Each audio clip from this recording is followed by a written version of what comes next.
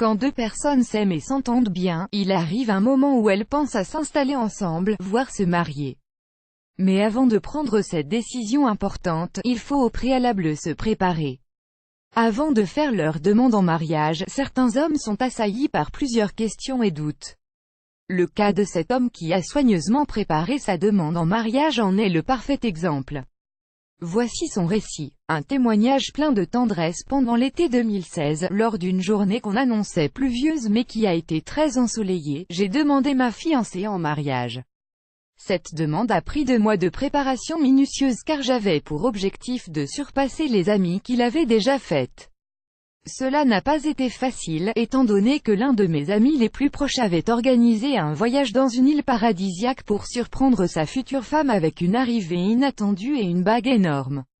Ad choice ES advertising red invented by Tids Ad choice ES advertising red invented by TEADS. Sachant parfaitement que je n'avais pas les moyens de prendre un congé au pied levé, j'ai opté pour une demande publique pour faire le spectacle. Mais, étant donné que les demandants publics ne sont pas du goût de ma fiancée, j'ai pris une autre voie et j'ai rédigé une demande personnelle et très longue dans le magazine Elle Canadien, directement adressée à elle. Dès que le numéro est apparu dans les kiosques, je me suis rué au drugstore le plus proche pour en prendre un exemplaire avant que ses amis en aient un et ne gâchent la surprise. Plus tard dans la journée, équipé de 6 exemplaires, j'ai organisé un pique-nique privé dans notre cour. Quand elle est arrivée, je lui ai tendu un magazine, avec un marque-page sur ma demande en mariage. L'effet était extraordinaire, j'avais réussi un coup de maître, les mains tremblantes et les larmes inondant ses joues. Ma petite amie depuis 2 ans et demi est devenue ma fiancée. Aussi romantique qu'ait été la situation, on ne peut jamais être complètement préparé pour une demande en mariage, et il y a une multitude de questions que les hommes se posent avant de se mettre à genoux et faire leur demande. Mesdames, si vous souhaitez savoir ce qui se passe dans la tête de votre jus lors de cette période, lisez ce qui suit. Ad choice ES advertising red invented by Tids Ad choice ES advertising red invented by TEADS. Va-t-elle aimer ou détester la bague? Elle peut avoir donné des indices, mais une fois confrontée au choix illimité de bagues de fiançailles que propose n'importe quel bijoutier, c'est une toute autre histoire. Il y a plusieurs choses dont nous ignorions l'existence nous les hommes, comme les styles, les designs, les carats, les tailles d'anneaux, les métaux précieux. À la fin du processus fastidieux d'achat de la bague, notre unique souhait est d'avoir choisi un modèle que vous serez fier de montrer à quiconque sera désireux de l'avoir. S-Profi Academy, probably the best business training ever. S-Profi Academy annule EcoWatt 365 Singapore consumers, never overpay on electricity with EcoWatt 365. EcoWatt 365 annulé par Taboola. Contenu sponsorisé, contenu sélectionné, contenu sélectionné. Est-ce vraiment en train d'arriver? Nous sommes sortis et avons rompu avec de nombreuses femmes dans le passé et maintenant, nous sommes prêts à faire le plongeon. Le sommes-nous réellement? La bague est achetée et la demande est programmée, donc ce moment va vraiment arriver.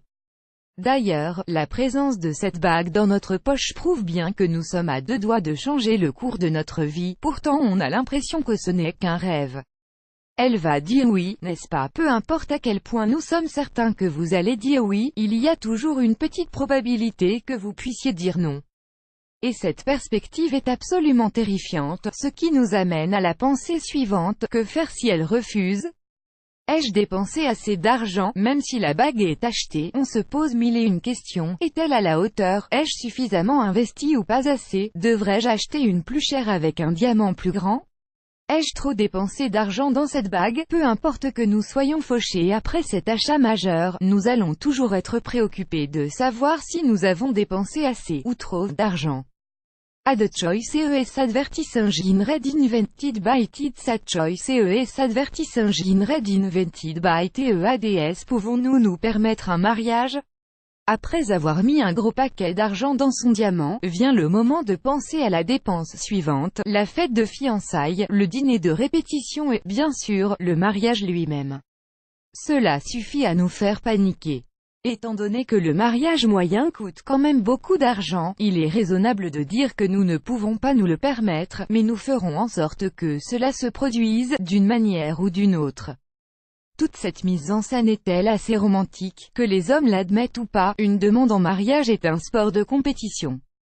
Nous voulons surpasser nos amis ou membres de notre famille avec une demande encore plus grandiose.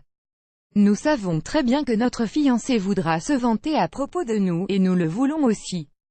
Donc, une demande en mariage spéciale de notre part est non seulement encouragée, mais requise. Suis-je en train de passer la bague sur la main droite? Dans l'excitation du moment, la dernière chose que nous prenons en compte est le doigt auquel nous passons la bague. En fait, à ce stade, le seul fait de passer une bague à un doigt est une victoire, en particulier si nous avons dû deviner la taille appropriée. Pouvons-nous célébrer le oui, maintenant, aussitôt que nous avons fait notre demande, c'est le moment de contacter tout le monde pour annoncer la grande nouvelle, ce qui conduit à une soirée mémorable avec les gens qu'on aime pour partager ce bonheur avec eux. Un oui de la part de sa dulcinée se fait plus grand que plus grand que.